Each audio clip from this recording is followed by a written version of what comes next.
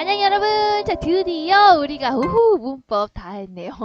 자, 뒷부분 학습활동 부분 중요한 거 아시죠? 학습활동도 꼭꼭 체크를 해두세요.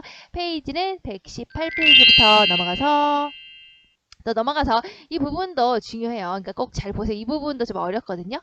자, 그 부분 이제 여기서 여기 부분 있죠? 여기도 어렵겠지. 여기도 어렵겠지, 그렇지? 자, 그 다음에 이 부분 있죠? 하고 122페이지까지 여기까지 하도록 하겠습니다. 이 부분도 어려우니까 집중해서 잘 봐주세요. 자, 118페이지에 1번 봅시다. 1번은 가볍게 그냥 한번 체크하면서 보면 될 것 같아요.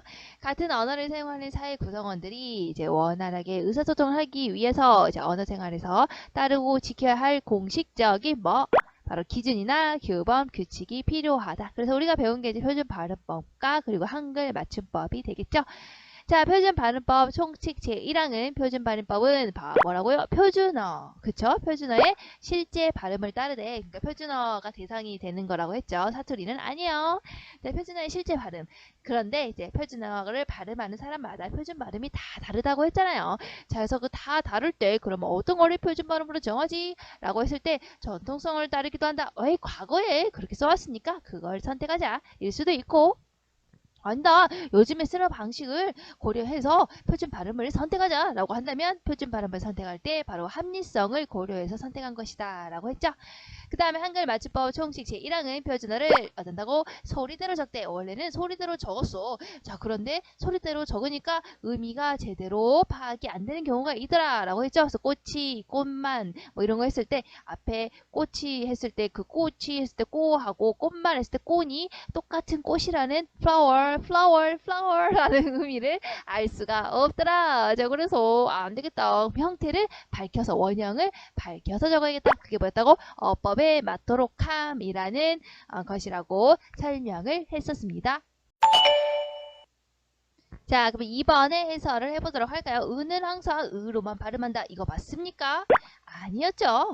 자, 의 발음하고 관련해서 선생님이 이렇게 여러 가지가 있다고 했었죠. 첫 음절에 오는 의는 의로만 발음하고, 둘째 음절 이하에 오는 의는 의로도 되지만 이도 허용한다. 이게 원칙이지만 이거 허용.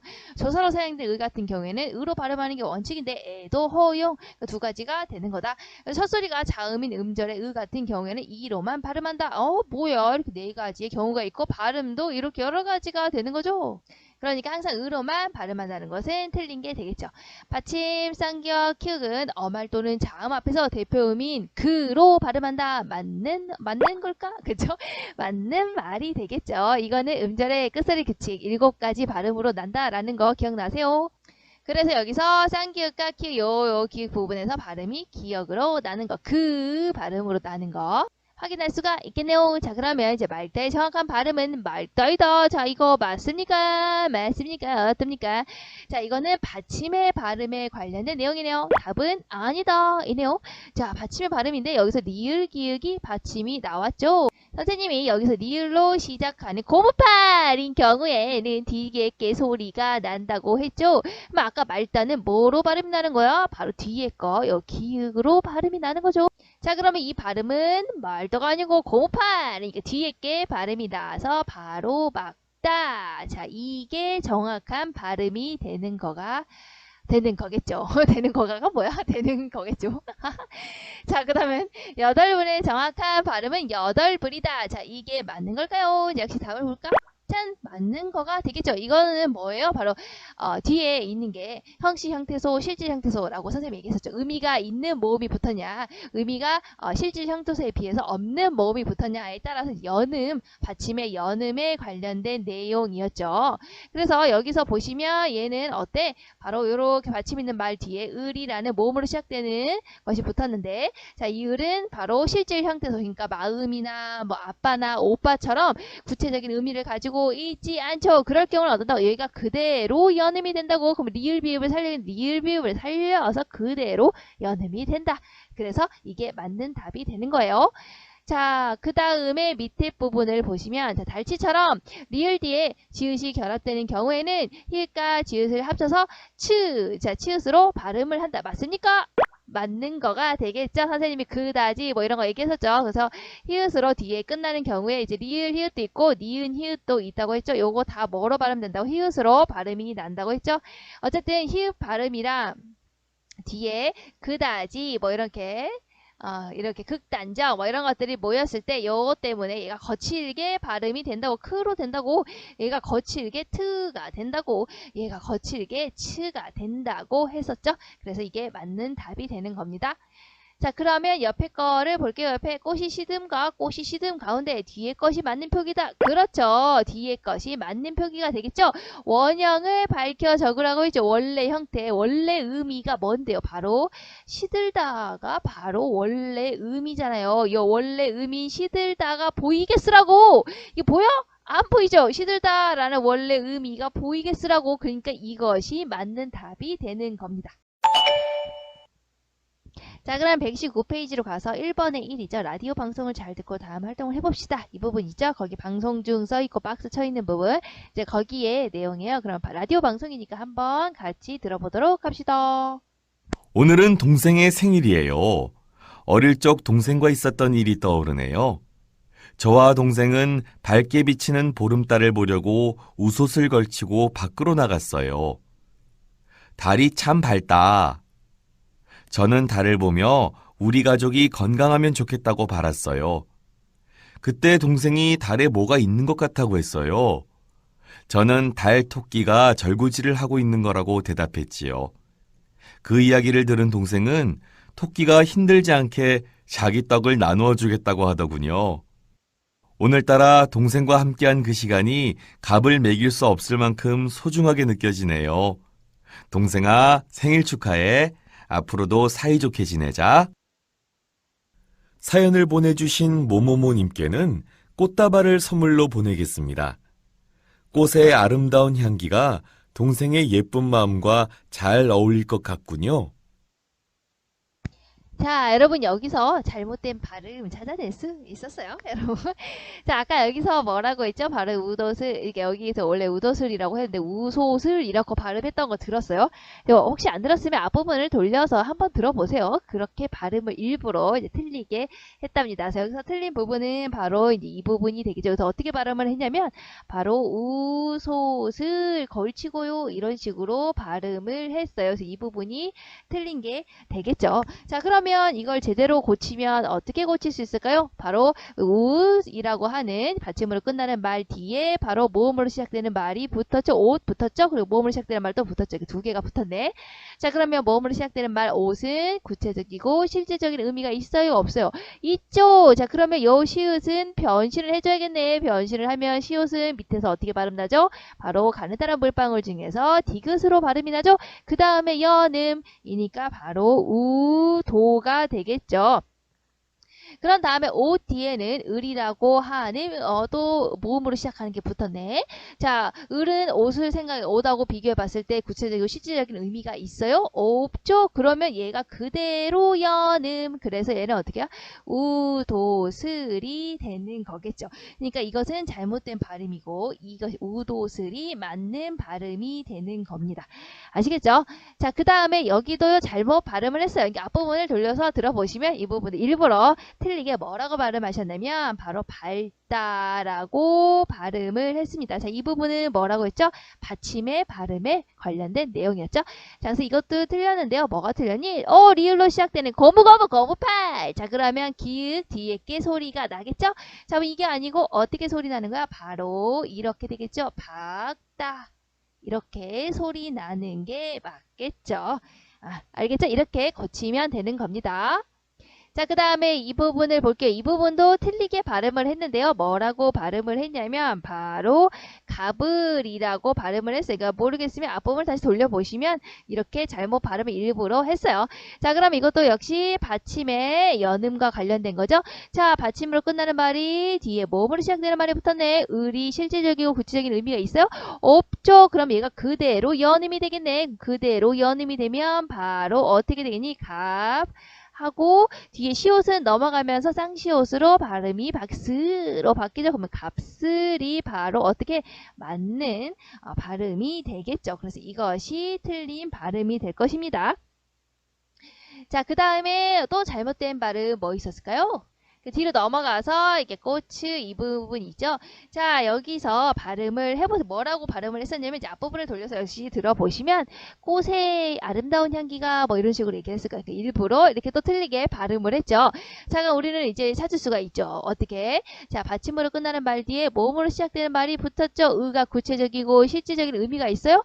없죠. 그럼 어떻게 얘가 그대로 연음이 된다고 그대로 연음이 되면 어떻게 되는 거야? 바로 꽃츠가 이것이 아니고 잘못했네. 이것이 그대로 연임이 돼서 꽃츠가 되겠죠.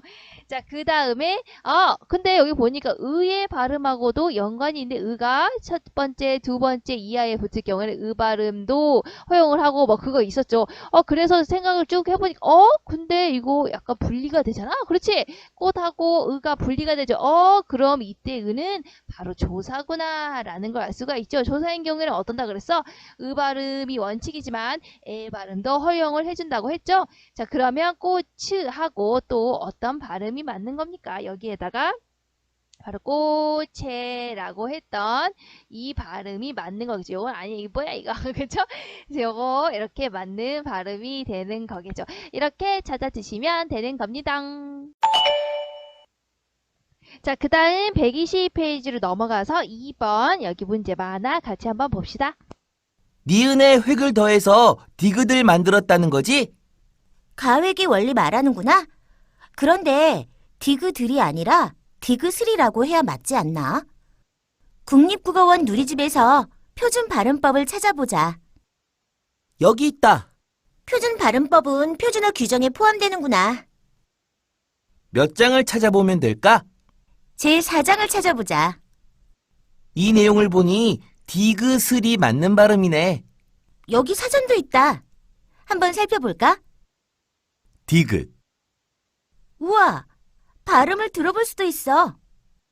앞으로는 발음이나 표기가 궁금할 때 어문 규정이나 사전을 찾아봐야겠다. 좋은 생각이야. 다 잘 보셨죠? 자, 그러면 이제 우리 여기서 물어보고 싶은 게 뭐예요? 바로 그런데 디귿 있죠, 디귿. 요거 발음이 얘는 디귿을 이렇게 발음을 했는데 얘가 말하는 거잖아, 지금. 그런데 디귿을이 아니라 디귿을이라고 해야 맞지 않나? 이렇게 했다는 거야. 그래서 이거가 궁금해서 국립국어 누리집에서 표준 발음법을 찾아봤다는 얘기죠. 자, 그러면 여러분들 좀 궁금하죠? 이 디귿이 바로 디귿을까 디귿을까? 자, 이거 한번 같이 보도록 합시다. 여러분들이 이제 디귿을인지 디귿을인지의 발음을 제대로 알기 위해서는 바로 국립국어원에서 나온 누리집에서 나온 바로 이 한글 자모의 이름을 제대로 알아야 될 필요가 있어요. 여기에 나와 있어요. 그렇죠? 자, 거기에 한글 맞춤법 제4항에 뭐라고 나와 있냐면 이제 이 발음을 읽는 방법이 나와 있는 거예요. 그래서 어떻게 읽느냐인데 이걸 다 보시면 이렇게 규칙이 있어요. 이렇게 쓰고 을을 쓴 다음에 예를 들어서 니은이면 어떻게 쓴다고? 이 니은을 이렇게 쓰시면 됩니다. 그리고 이렇게 읽는 거예요. 니은 알겠죠? 자, 그러면 이제 또 여기다 이렇게 하고 이렇게 쓴 다음에 그 다음에 예를 들어서 리을을 읽고 싶다. 그럼 어떻게 리을을 쓰시면 돼요. 리을을 이렇게 쓰시면 리을 이렇게 이런 방식으로 다 읽는 거예요. 자, 그런데 선생님이 지금 초록색으로 이렇게 표시를 해놓은 거 있죠? 자, 이것만 어때요? 지금 요 법칙을 따르고 있지가 않죠? 자, 왜 그럴까요? 예전부터 기억은 기억이라고 했고 디귿은 디귿이라고 했고 시옷은 시옷이라고 했기 때문에 그것을 따라가는 거예요. 우리 그거 기억나요? 한글 맞춤법의 1항에 나와 있었던 거.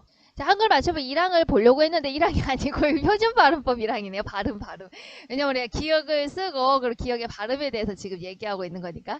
그리고 발음에서 뭐 있었습니까? 자, 실제 발음을 따르되 국어의 전통성과 합리성을 고려해서 발음이 헷갈릴 때 이제 그 중에 하나를 정한다고 했잖아요.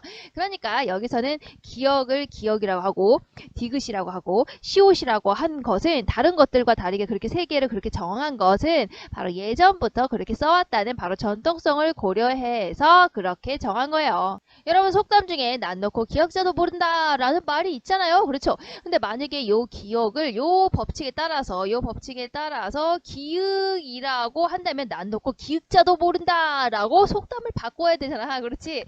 자, 그렇게 기억이라는 게 예전부터 써와서 아주 깊숙하게 박혀 있다는 거야. 그래서 예전에 썼던 방식을 그대로 따라서 전통성을 따라서 기억이라고 있는 거예요.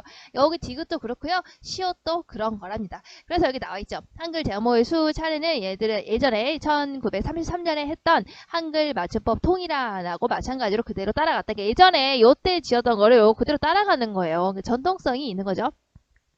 그래서 글자 이름에서 기역, 그리고 디귿, 시옷도 나머지 글자의 경우처럼 기역, 디귿, 시옷으로 하자. 왜냐면 요거 다 이렇게 썼으니까 다 통일성 있게 요것도 바꾸자라고 했지만 예전부터 써왔던 거, 난 넣고 기역자도 모른다라는 거. 또 그리고 또 예를 들어서 이렇게 쓰게 되면은 이거랑 키읔이랑 헷갈린다는 거야. 발음이 비슷해서. 그리고 예를 들어서 요것을 이렇게 쓰지 않고 그리고 그냥 디귿 이런 식으로 쓰게 되면 또 헷갈린다는 거야. 요거랑 티읕이랑 헷갈린다는 거야, 발음이. 그래서 뭐 이런 것들을 가지고 결국에 그냥 그래 그럼 예전에 쓰는 방식대로 그냥 발음을 하자 해서 바로 전통성을 따라가서 이렇게 이름을 기역, 디귿, 시옷이라고 다른 것들과 다르게 짓게 된 거죠. 자, 그래서 그냥 예전에 쓰던 대로 하게 된 겁니다. 자, 그러면 이제 발음이 디귿이라는 것은 알겠죠? 자, 그러면 우리 앞에 다시 봐서 얘가 말하고 있잖아. 그런데 디귿이 아니라 디귿으로 해야 맞지 않나? 라고 얘기하죠. 그럼 여러분도 생각을 해보세요. 이렇게 지금 디귿을 이잖아요. 요게 아까 발음이 뭐라 그랬어요? 이게 디귿이라며. 그렇죠? 디귿이면 얘 어떻게 되는 거니? 바로 그대 지금 뭐 아이고 이거 왜래 디귿에 지금 뭐가 붙은 거야? 을이 붙은 거죠. 우리가 이거 뭐라 그랬죠?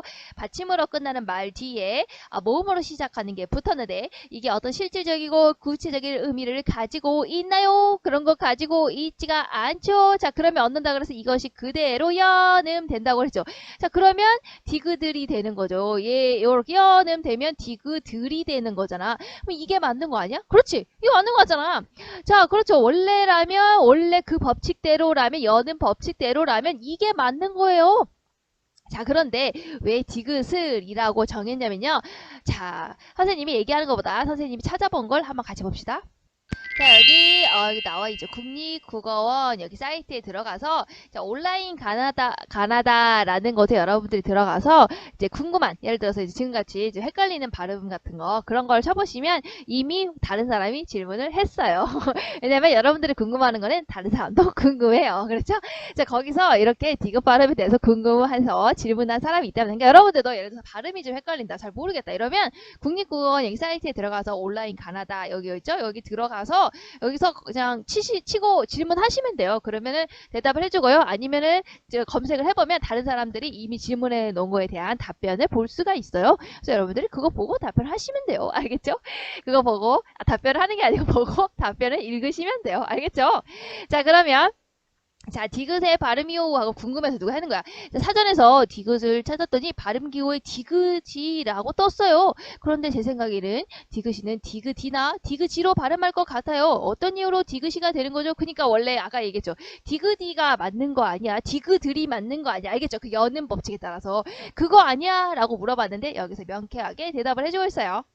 자, 답변을 보면 온라인 가나다에서 달아줬죠. 안녕하십니까 이렇게 하고 있죠. 아까 선생님이 여기 발음하는 걸 이렇게 이게 요거 여기 알려줬어요. 근데 이게 보시면 자, 표준화 규정에서 표준 발음법 제16항은 한글 자모의 이름에 대한 발음 규정으로 따로 다루고 있습니다. 원칙적으로는 모음 앞에서 그쵸? 원칙적으로는 모음 앞에서 우리가 전에 배웠던 거 여는 법칙처럼 원래 디귿들처럼 발음하는 게 맞아요 라는 거야. 그런데 어땠다는 거야? 바로 이거를 반영했다는 거야. 실제로 사람들이요 아무도 디귿이 아무도 이렇게 안 해요. 이렇게 안 해요. 여러분 읽어보세요. 디귿이 이렇게 있잖아. 그치? 아무도 그렇게 발음 안 해. 원칙은 이렇게 돼 있지만 아무도 그렇게 하지 않는 거야. 그러니까 그렇구나. 현실 발음을 수용을 한 거예요. 그러니까 우리가 그때 아까 봤던 거 바로 모든 사람들이 현재 쓰고 있는 것을 인정하자 하는 합리성을 따라가서 디귿들이 아니라 바로 디귿을 맞는 걸로 하자. 대부분 이게 원칙적으로는 아까 말했던 디귿들이 맞지, 여는 법칙에 따라서. 그런데 아무도 그렇게 발음을 안 해. 그렇죠? 그러니까 그냥 그래, 요즘에 사람들이 다 쓰고 있는 디귿을로 발음을 정하자라고 했다는 거야. 그게 뭐예요? 바로 합리성을 고려해서 정한 거예요. 그래서 여기 나와 있죠. 실제 발음에서는 디귿이 디귿을처럼 이런 것처럼 현실 발음을 반영시켜서 규정으로 한 것입니다. 라고 나와 있죠. 그러니까 우리 이제 의문이 풀렸죠. 왜 디귿들이 아닌 거지? 바로 디귿들은 이제 원래 여는 법칙에 따르면 맞는 건데 그렇게 아무도 발음하지 않아요. 그래서 현실 발음을 반영해서 디귿을로 읽는 걸로 하자라고 말을 한 겁니다. 그리고 추가적으로 우리가 어문 규정을 같이 봅시다. 언어 생활에서 따르고 지켜야 할 공식적인 기준을 어문 규정이라고 하는 거예요. 공식적으로 딱 규칙이 있는 거야. 어떤 게 있냐면 보시면 처음에 한글 맞춤법이라고 나와있죠. 한글 맞춤법은 한글로 우리말을 표기하는 규칙, 그러니까 쓰기, 어떻게 쓰는 것이 제대로 쓴 것이냐에 관련된, 쓰기에 관련된 규칙이 바로 이제 한글 맞춤법 규정이 되겠죠. 자, 그 다음에 이제 표준어 규정이 있네요. 표준어 규정이라는 것은 표준어 사정의 원칙과 표준 발음법을 체계화한 규정, 그러니까 표준어에 관한 이제 모든 것들을 다루고 있는 규정이에요. 자, 그리고 그 다음이 이제 뭐예요? 바로 외래어 표기법이죠. 외래어 표기법은 바로 외래어를 한글로 표기하는 방법이다. 이제 외래어를 한글로 어떻게 쓸까? 이제 그거에 관련된 거예요. 예를 들어서 컴퓨터, 뭐 이런 거를 이제 한글로 어떻게 적을까? 이거 처음엔 영어로 들어왔을 거 아니에요? 영어 스펠링으로. 그래서 그거를 이제 컴퓨터, 뭐 이런 것들을 어떻게 한글로 표기를 할까? 이제 그런 규정이겠죠. 자, 그 다음에 로마자 표기법 같은 경우에는 바로 무엇이냐? 바로 우리말을 이제 로마자로 어떻게 표기할까? 그러니까 예를 들어서 뭐 우리말에 있는 거 뭐가 있을까요? 뭐 예를 들어서 뭐 경복궁 이런 거 있죠? 알죠? 여러분들 그 지하철 타고 가다 보면은 보이잖아요. 그래서 경복궁이라는 것을 어떻게 로마자로 적을까? 이거는 이제 외국 사람들을 위해서 적는 거죠. 자, 그런 것들이 다 이렇게 규정으로 되어 있답니다. 그래서 요 네 가지를 다 합쳐서 뭐라고 하냐면 바로 어문 규정이라고 하는 겁니다. 알겠죠? 이런 것들을 어문 규정이라고 하는 거예요. 왜냐면 이 어가 바로 말이라는 거거든요. 한자요, 한자. 그리고 문이 바로 글이라는 뜻이에요. 글. 자, 그래서 말하는 거하고 글 쓰는 거에 관련된 규정이라고 해서 어문 규정이라고 하고요. 이렇게 네 가지가 있다는 거 여러분들이 알아두시면 도움이 되겠죠?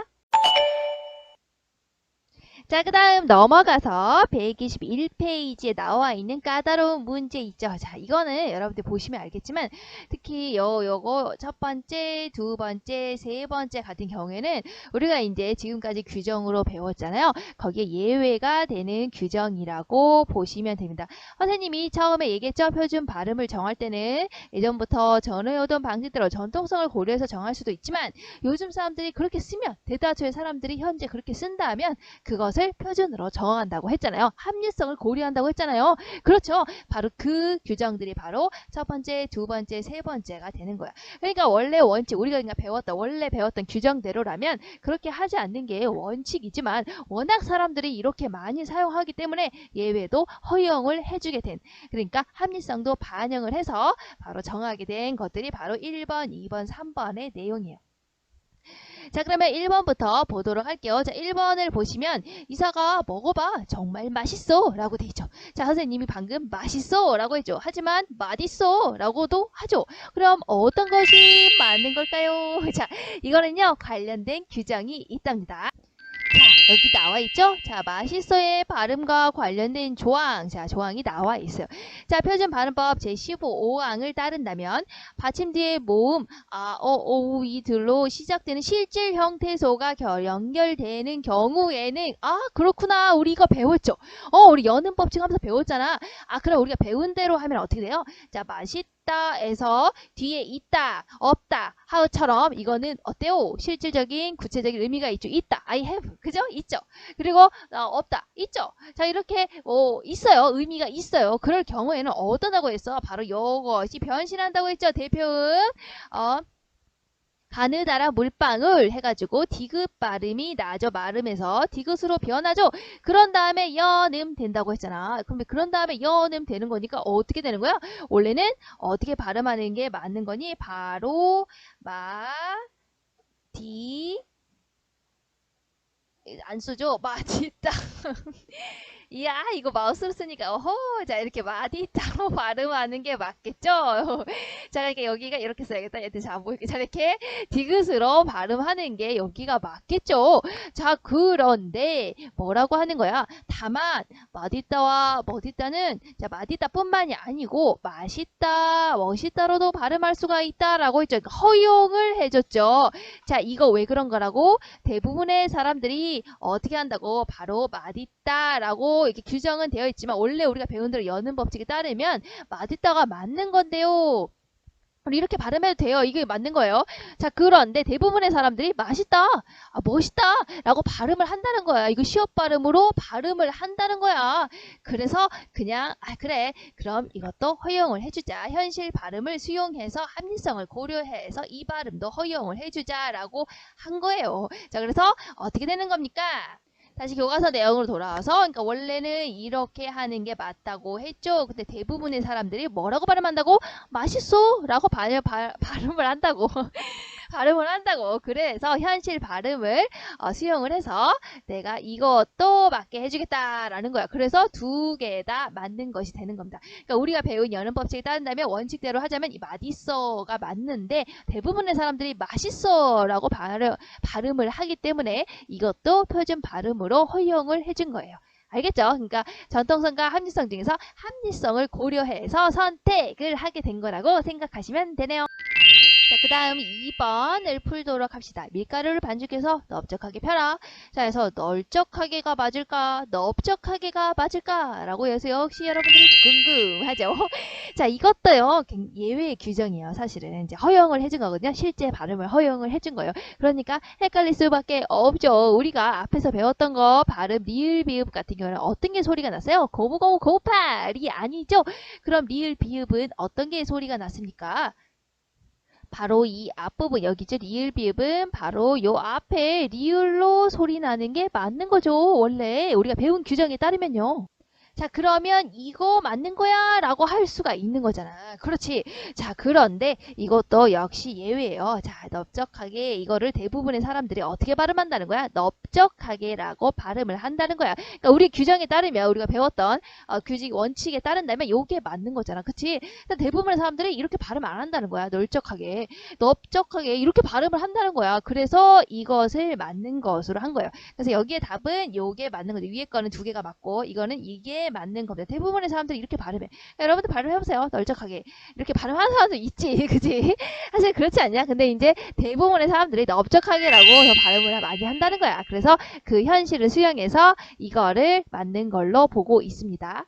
그래서 넓적하게 발음과 관련된 조항을 보면 표준 발음법 제10 그 겹받침에 나와 있어요. 그래서 알죠? 기읍, 니은, 그리고 일, 비읍 여기는 다 묶어서 그리고 비읍 이거 해서 이거 앞부분이 발음 나는 거 얘기했죠? 고무팔이 아니니까 앞부분이 발음 난다고.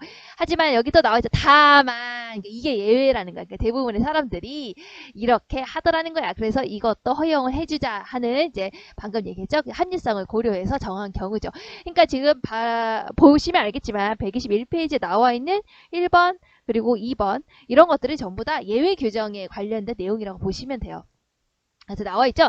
다만 밥은 자음 앞에서 밥으로 발음을 하고 원래라면 고무팔이 아니니까 리을로 발음하는 거잖아. 자, 근데 예외로 사람들 대부분이 밥으로 발음을 한다는 거야. 이렇게 밥다 이렇게 발음하고 밥소 이렇게 발음한다는 거야. 밥지 그리고 밥는 그리고 밥게 밥고로 대부분의 사람들이 발음을 한다는 거야. 그래서 요 밥을 바로 이렇게 표준어 규정으로 정했다는 거죠.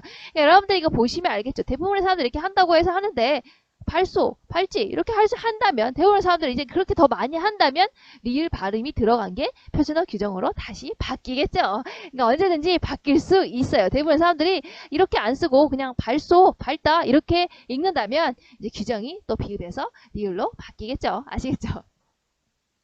자, 그 다음에 또 밑에 보시면 여기 나와 있죠. 그래서 넙도 예외 규정으로 나와 있는 거예요. 그래서 넙 같은 경우에는 다음과 같은 경우에 넙으로 발음을 한다. 그래서 여기서 넙으로 발음하는 경우에는 넙죽하다라는 거, 넙둥글다 같은 경우에는 비읍 발음을 한다. 왜냐면 대부분의 사람들이 그렇게 발음을 하기 때문에. 예, 아시겠죠? 그러니까 대부분의 사람들이 넙죽하다, 넙둥글다 라고 발음을 하지만 또 대부분의 사람들이 널쭉하다, 널둥구다 이런 식으로 발음을 하면 리을이 바로 표준 발음이 되겠죠.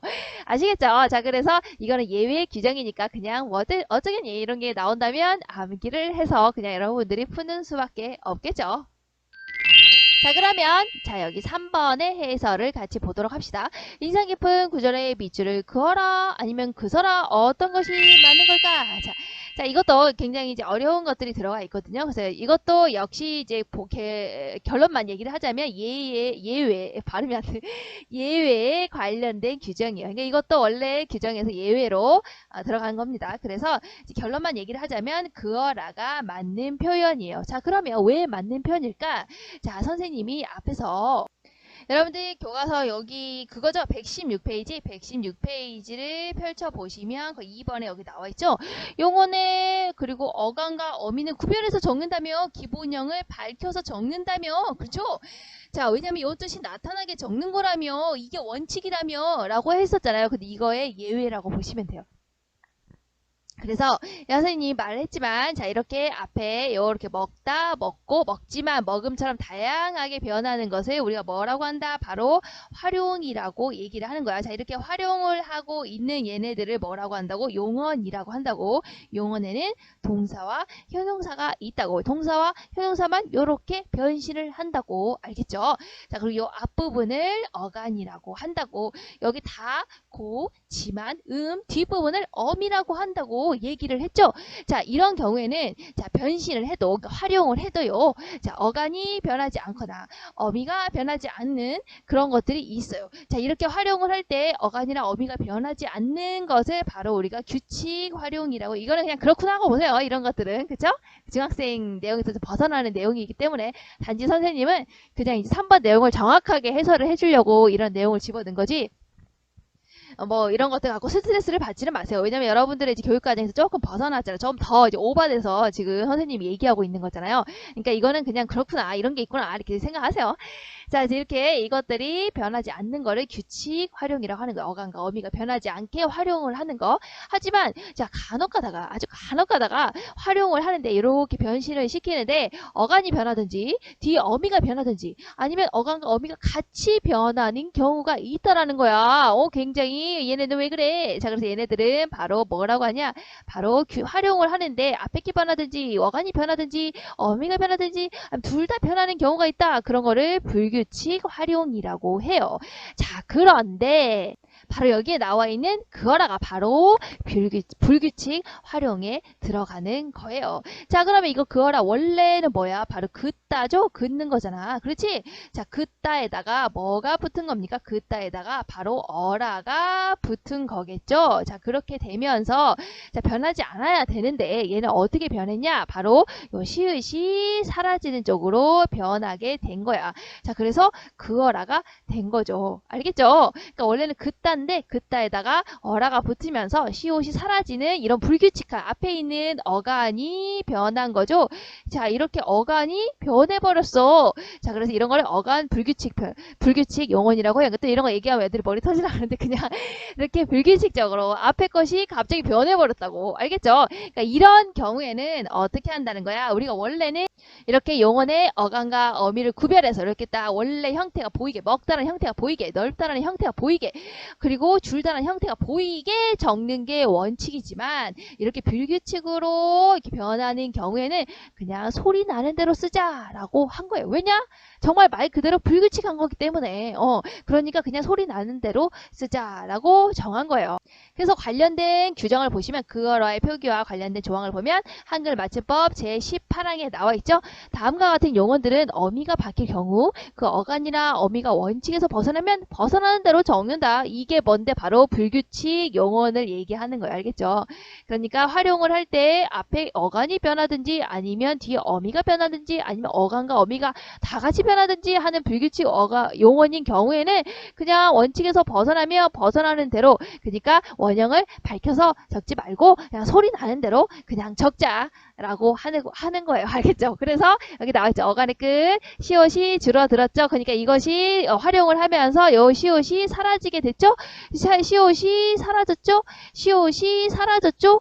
그렇구나. 시옷이 사라졌구나. 앞에 어간이 뭔가 변해버렸구나. 원래는 그시라는 어간이었는데 그라는 어간으로 변해버렸잖아. 자, 이렇게 되는 경우에는 그냥 변한 대로 적자고요. 알겠죠? 그냥 변한 대로 적자고요. 이게 바로 여기에 나와 있는 규정대로 선생님이 풀이를 해준 겁니다. 아시겠죠? 그러니까 이거는 불규칙 어간이기 때문에 불규칙한 어간이기 때문에 그냥 소리 나는 대로, 얘가 그냥 소리가 나는 대로 적은 겁니다. 아시겠죠? 그래서 규정은 그런 거고 답은 그어라가 되는 거예요. 자, 그러면 4번을 풀이해 보도록 할게요. 실망하지 말고 오뚜기처럼 다시 일어나서 새로 시작해봐. 자, 어떤 게 맞는 걸까요? 여러분, 오뚜기 3분 카레 뭐 이런 거 많이 먹어가지고 오뚜기가 맞는 것 같지 않습니까? 그죠? 여러분, 안 돼요. 자, 그거는 상표 이름이에요. 자, 여기 뭐냐면 답은 바로 오뚜기가 맞는 겁니다. 아시겠죠? 자, 오뚜기는요, 어떻게 만들어진 말이냐면 바로 오뚝하다라는 말이 있어요. 그죠? 자, 오뚝하다라는 말이 있고요. 여기에다가 바로 이가 합쳐져서 만들어지게 된 거예요. 알겠죠? 여기서는 이제 찰음이 붙었으니까 이제 명사를 만들었겠네요. 자, 오뚝하다라는 말에 이가 합쳐져서 오뚜기가 된 거다라고 본 거거든요. 자, 그러면 보시면 자, 이렇게 표준 국어 대사전을 살펴보면 오뚝하다 찾아보면 여기 오뚝하다 뜻이 있죠? 같은 작은 물건이 도드라지게 높이 솟아있는 상태다. 요런 거. 그렇죠. 이런 게 있죠. 그래서 자, 오뚜기 같은 경우에는 바로 이 오뚝의 의미가 살아있다라고 본 거예요. 그래서 이런 경우에 또 어떻게 쓴 거야? 바로 오뚜기가 보이게 쓰라고 원형을 밝혀 쓰라고 의 규정이 적용이 된 거예요. 그러니까 요즘 보시면 알겠지만 여러분들 막 실제 발음에 따라서 허용을 해주잖아. 얘네는 허용해줬잖아. 얘네는 허용해줬잖아. 그치? 바꿨잖아. 그리고 얘네도 실제 발음에 따라서 이게 맞는 걸로 했잖아. 그치? 근데 여기서 또 갑자기 어때요? 갑자기 또 원래 형태를 밝혀서 오뚝하다라는 거, 이 말과 의미적으로 연관성이 있으니까 이 말을 살려서 쓰자. 다시 또 어간과 어미를 구분해서 적는 규정이 적용이 되었죠. 그러니까 여러분들 보시면 알겠지만 어문 규정이라든가 이런 게 딱 뭔가 딱 정해진 어떤 규범이라기보다는 실생활을 반영을 해서 그때그때 이렇게 변화가 가능하다. 아시겠죠? 이렇게 보시면 돼요. 그러니까 어쨌든 이거 같은 경우에는 이제 오뚝하다라는 이 말, 아까 그 말하고 의미적으로 어떤 연관성이 있더라. 오똑하게 솟아 있는 그 모양이 바로 오뚜기에도 그 의미가 들어가 있다라고 봐서 이 오똑을 살려서 쓰는 것을 맞는 걸로 봅니다. 그래서 이런 거하고 대표적인 게 이제 더우기 같은 거. 이런 게 있고 또 뭐 있지? 일찍이 뭐 이런 거 같은 경우도 역시 이렇게 밝혀서 적은 이유는 바로 여기에 더욱이라는 의미가 들어가 있다. 그리고 일찍이라는 의미가 들어가 있다. 이것을 보이게 적자라는 의미인 거예요. 그래서 결국 이거랑 똑같은 의미로 이것도 역시 밝혀서 적은 거죠. 그러니까 답은 오뚜기가 되는 겁니다. 그래서 관련된 규정을 보면 역시 나와 있죠. 한글 맞춤법 제23항을 보시면 하다나 거리다가 붙는 어근에 이가 붙어서 명사가 된 것은 그 원형을 다시 또 원형을 밝히는 거예요. 그죠?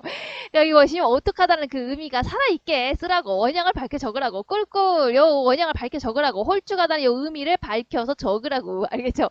그러니까 이것을 밝혀서 적는 것이 바로 오뚝이니까 답은 오뚝이가 되겠네요. 자, 그러면 여기 이제 1번 여기 답 마지막으로 확인하고 끝내도록 합시다. 자, 두 개가 맞는 거죠? 여기는 넓적하게가 맞는 거다. 현실 발음을 수용했다. 자, 이것도 불규칙 영언이니까 이게 시옷이 떨어진 형태로 발음하는 거 맞도록 하자. 여기는 오뚝이, 오뚝하다라는 의미가 나타나게 적자였네요. 자, 그 다음 아래 이제 2번, 121페이지 2번 볼게요. 평소에 발음이나 표기가 헷갈렸던 단어의 정확한 발음과 표기를 어문 규정과 국어 사전을 참고하여 확인해 봅시다. 말 그대로 국어 사전과 어문 규정을 가지고 여러분들이 이걸 확인을 하면 돼요. 자, 참외 있죠? 참외의 정확한 발음이 뭐지? 아, 내가 검색을 해보니까 자, 선생님이 바로 검색을 해보았죠. 국립국어원 표준국어 대사전에서 참외를 검색하니까 이렇게 나왔다는 거야. 발음이 궁금한 거잖아. 보니까 참외도 되고 참외도 되는구나. 볼까? 참외, 참외, 그지? 참외, 참외. 이건 다 같은 이렇게 발음을 한다라는 거예요. 굉장히 웃기죠. 자, 그 다음에 나온 건 이거겠죠? 왠지? 이거 여기서는 이 왠인지, 그렇죠. 그러니까 여기 나와 있는 요 왠인지, 아니면 요 왠인지가 헷갈린 거지. 그래서 올바른 표기가 뭐지? 라고 얘가 다다다다다 해보니까, 아, 왠지가 올바른 표기구나. 라고 알 수 있었다는 거야. 자, 선생님이 검색을 해보니까 왠지가 나왔죠? 아까 거기 있었던 요 왠지가 맞는 걸까? 라고 물어봤을 때 왠지는 안 나오거든요. 그래서 왠지가 맞는 거구나. 자, 여기 왠지는 여기 왜 있잖아. 왜가 들어가 있잖아. 그래서 왜, why 요 의미가 들어가 있다라고 여러분들이 보시면 되는 거예요. 내용에.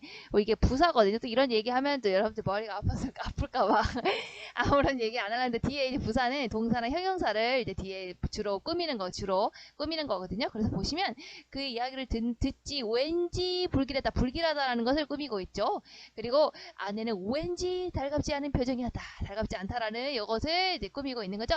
매일 만나는 사람인데 오늘따라 왠지 멋있어 보인다. 왠지. 자, 그래서 이거는 뒤에 있는 용언을 이제 대체적으로 용언을 꾸미는 거였죠. 그래서 왠지가 맞는 거예요. 자, 그럼 이것도 내가 궁금하니까 발음을 한번 들어볼래. 왠지, 이건 남자가 해주네? 그죠? 자, 그 다음에 자, 왠지가 아니고 아까 왠은 요 왠으로 검색하면 나오거든요. 자, 보면 이거는 관형사예요. 그러니까 두 개가 아까 달랐죠. 왠지는 아까 요 왠지는 바로 부사였잖아요. 아까. 그래서 뒤에 보통 동사나 형용사를 수식하고 이건 그냥 그렇구나 하고 보세요. 여러분들 그냥 왠지가 맞구나 이렇게만 하시면 돼요. 여기 같은 경우는 이제 관형사이기 때문에 뒤에 명사를 꾸며요. 대부분. 그래서 웬 영문을 꾸미고 웬 까닭을 꾸미고 웬 걱정을 꾸민다는 거예요. 그러니까 여러분들은 지금 이제 부사다 관형사다까지 알면 머리가 터질 것 같으니까 이제 다른 학교 학생들은 혹시 이제 선생님이 이렇게까지 설명을 했으면 알아두시면 되고 이제 여러분들은 그냥 이제 왠지는 왠지로만 쓰이는 거구나. 이게 요 표기는 틀린 거구나. 그냥 그 정도로만 여러분들이 아시면 됩니다. 아시겠죠? 자, 그럼 이것도 선생님이 역시도 궁금스 하니까 발음을 들어볼래요. when, 왜? 이것도 여자분이 말씀해 주시대요. 어쨌든 알겠죠? 이건 뭐라고? 바로 왠지가 올바른 표기라고. 바로 왠지가 올바른 표기구나. 이렇게 아시겠죠? 위에 이제 옆에 요거는 그냥 왠지로 쓰이지 않고 뭐로만 쓰인다고? when으로만 쓰인다라는 거. 알겠죠? 그렇게만 기억하세요. 자, 그럼 추가적으로 본다면 시기의 정확한 발음은 뭐지? 라고 할 때 요거 발음. 자, 이거 발음을 보시면 이것도 이제 사전을 보면 알 수가 있어요. 그런데 이제 이거 같은 경우에는 이제 얘의 발음을 물어보는 거거든요. 이거 같은 경우는 얘의 발음은 요렇게 얘라고 쓴다면 요거는 반드시 얘로만 발음을 하거든요. 자, 그런데 이렇게 기역이 앞에 붙은 경우에는 대부분의 사람들이 시계라고 쓰지만 자기들이 시계라고 발음한다고 착각을 한다는 거야. 대부분은 어떻게 한다고? 바로 시계라고 발음을 한다고. 대부분 사람들이. 그래서 이것도 허용을 해주는 거거든요. 그래서 이것도 보시면 여기 나와 있죠. 시계. 이렇게 쓰는데 발음은 어떻게 한다는 거야? 이렇게 두 개, 이렇게 이중모음으로 시계 이렇게 쓰기도 하고, 이렇게 에로 발음을 하기도 한다는 거야. 그러니까 대부분은 원래는 이렇게 발음을 하는 게 이제 원칙이긴 하겠죠. 그런데 이제 대부분의 사람들이 이렇게 발음을 하니까 이것도 인정을 해준다. 이런 거겠죠.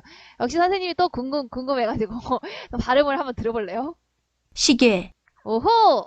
시계, 아, 차이를 모르겠는데. 그치? 어쨌든 이렇게 읽는다라는 거. 자, 그 다음에 이제 마음을 줄여서 맘이라고 써도 될까라고 또 궁금했다는 거야. 자, 그래서 그러면 사전을 찾아보면 되죠. 자, 그래서 이게 마음도 등록이 되어 있는 사전에, 그러니까 사전에 등록이 되어 있다는 것은 정식 단어로 채택이 됐다는 거예요. 단어라는 거예요. 하나에. 그래서 이 마음도 뭐라는 거야? 바로 맞는 표기구나라고 볼 수가 있는 거죠. 아시겠죠? 자, 그러면 볼까? 맘, 오, 맘. 자, 그럼 여기까지 하면은 우리가 이제 121페이지에 2번 내용까지 다 끝났네요. 자, 자, 이제 마지막 문제다. 제 122페이지에 3번을 볼게요. 여기서 이제 의도적으로 아나운서가 이제 잘못 발음을 할 거예요. 그래서 잘못 발음을 했거나 표기가 잘못된 것을 찾고 이제 이거를 여러분들이 이제 바꿔서 해보는 겁니다. 자, 그러면 여기 한번 볼게요. 오전에는 하늘이 맑지만 오후에는 비가 오겠습니다. 얇은 겉옷을 챙기시기 바랍니다. 아, 틀렸을까요? 바로 이게 틀렸겠죠? 요거를 발음을 잘못했다는 거야. 이거 보시면 리을이 뒤에 있는 거무팔이잖아. 자, 그러면 뒤에 있는 기읍이 소리 나야겠죠? 그래서 여기 아니라는 거야. 그럼 어떻게 하는 게 맞는 걸까요? 바로 앞에 말 이게 아니고 막 그리고 찌만 이런 식으로 발음을 하는 게 맞다라는 겁니다. 이거는 이제 우리가 배운 거 그대로 적용하면 돼요. 그 다음에 또 뭘까요? 자, 얇은 같은 경우에는 모음으로 시작되는 게 붙었네. 어떤 의미를 가지고 있지 않네. 그럼 그대로 연음했네. 요거는 맞는 거네. 자, 겉옷을 했을 때 역시 뒤에 옷은 이제 모음으로 시작되는데 의미를 가지고 있죠. 자, 그러면 얘가 변신하는 거죠. 티귿이 변신하면 디귿으로 변하네. 그런 다음에 연음 겉옷 맞네. 그 다음에 요거 옷 뒤에 을이 붙었는데 을은 모음으로 시작되는데 어떤 의미를 가지고 있지가 않죠. 그럼 요 시옷이 그대로 연음. 그래서 겉옷을 이거 맞잖아. 얘네 둘은 맞고 요게 틀렸네요. 그래서 말지만이 아니라 막지만으로 하셔야 되는 거죠. 자, 그 다음 넘어갈게요. 자, 그 다음에 두 번째 볼게요. 충적, 세월이 심초에 나온 거 왜 놀라니? 그대는 한약 다리듯이 정성스럽게 끓여. 자, 여기서는 뭐가 잘못됐냐면 바로 이렇게 나와 있는 요 자막 있죠? 자막이 잘못됐다는 거예요. 자막에서 어떤 부분이 잘못됐는지 여러분 눈치를 채실 수 있어요. 보시면 여기 담거라는 여기 이제 요거하고 그리고 다리듯이 이 부분이 잘못됐다라는 겁니다. 자, 그러면 요 담거가 뭐가 잘못되어 있는 거냐? 바로 기본형을 잘못 잡았다라는 거예요.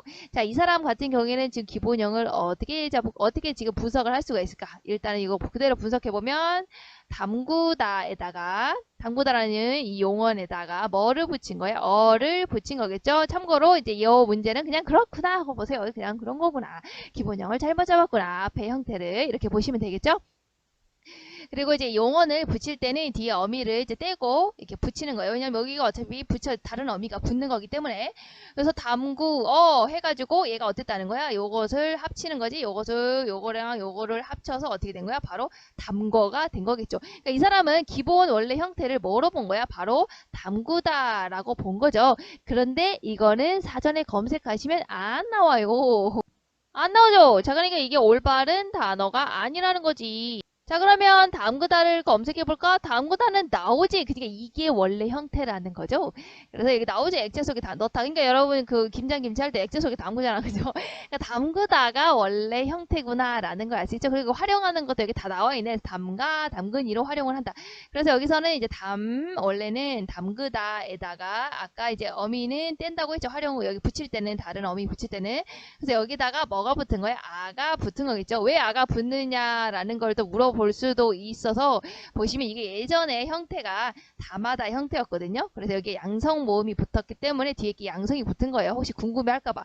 현재는 이게 음성으로 바뀌었잖아. 음성 모음으로. 근데 이렇게 예전에 이게 원래 형태가 이거여가지고 예전에 요 앞에 양성 모음이 붙었기 때문에 양성 모음 아가 붙는 거예요. 그냥 그렇구나 하고 보세요.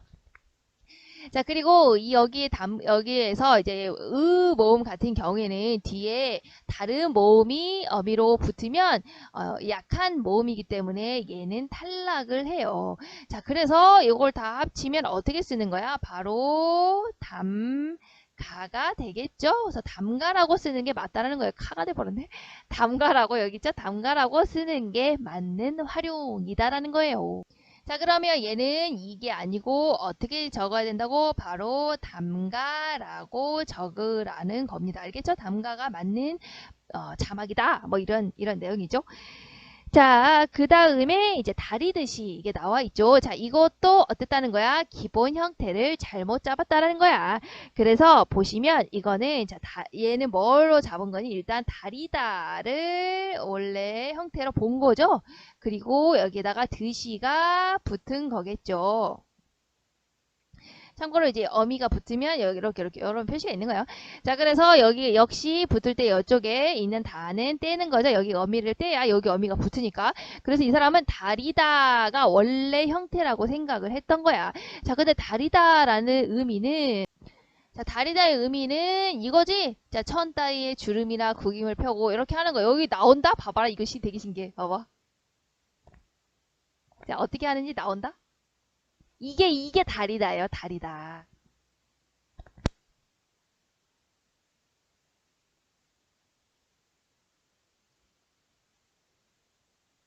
알겠죠? 이게 다리다라는 거.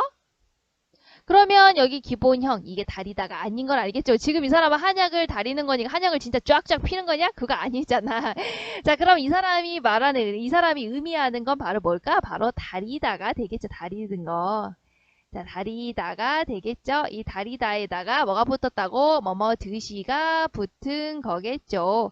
자, 그리고 요거는 떼고. 자, 그럼 요거를 그대로 붙이면 어떻게 될 거야? 바로 시 이렇게 되겠죠. 자, 뜻을 보면 맞다는 거 아시겠죠? 액체 따위를 끓여서 진하게 만든다. 간장을 다리다. 알죠? 그 졸이는 거 이렇게. 여러분 잼 만들고 이럴 때. 자, 그렇게 점점 이렇게 진하게 졸이는 요거를 다리다라고 하는 거죠. 그럼 이 사람이 말하고자 하는 게 결국에 요거 쫙쫙 피는 다리다가 아니고 바로 뭐가 맞다는 거야. 바로 요 다리다가 만든다라는 것을 알 수가 있지. 이 사람이 말하고자 하는 게 결국 이거구나. 그래서 답은 다리드시가 되는 거겠죠. 마지막으로 거기 답 확인하고 이제 끝내도록 할게요. 거 밑에 이제 안녕하세요 뭐 이 부분이죠. 자, 잘못된 발음과 표기를 발견해서 글을 올립니다 라고 나와있잖아. 기상캐스터가 말지만 이렇게 리을 요걸로 잘못 발음하더라고요. 요거. 그래서 우리가 이제 보니까 표준 발음은 막지만입니다. 왜냐면 거무팔이니까요. 자, 그리고 나서 내가 우리 집 요리사라는 자막에서 이제 담거하고 다리드시가 잘못됐네요. 이거는 담가라고 쓰는 거예요. 아까 얘기했죠. 담그다니까 담고다. 이게 담구다는 없다. 담그다니까. 자, 그리고 이거 다리듯이 쫙쫙 피는 게 아니고 바로 이제 액체를 졸이는 거니까 바로 다리듯이가 맞는 거예요. 그래서 표기를 이렇게 바꾸세요 라고 얘기를 하고 있죠. 자, 그러면서 밑에 원활하게 의사소통하려면 정확하게 발음하고. 그러니까 여러분들이 왜 정확하게 발음하고 표기를 해야 되는 거죠? 라는 이제 질문이 나와 있는 거야. 왜 그렇게 해야 될까요? 시험을 잡으려고요? 아니야. 왜 정확하게 발음하고 표기를 해야 되냐면 바로 이거야. 원활하게 의사소통을 하기. 의사소통을 잘하기 위해서 우리가 정확하게 이왕이면 발음을 하고 표기를 하자라는 겁니다. 더군다나 이제 방송에서 얘기를 하는 것은 모든 사람들이 보는 거잖아요. 그러니까 공공성을 띠기 때문에 더욱더 정확하게 발음하고 표기를 해야 된다라고 거기 나와 있어요. 와우! 이렇게 하면 이제 학습활동 풀이 다 했네요. 진짜 죽을 뻔했어. 선생님 하다가. 왜냐면 생각보다 굉장히 까다로운 내용이 많이 들어있고 그리고 중학교 내용을 좀 벗어나는 내용도 들어있어서 최대한 안 건드리고 최대한 쉽게 설명하려고 노력을 하다 보니까 조금 시간이 걸렸네요. 어쨌든 여러분들 너무 수고했고요. 다음 시간에 만나도록 합시다. 안녕.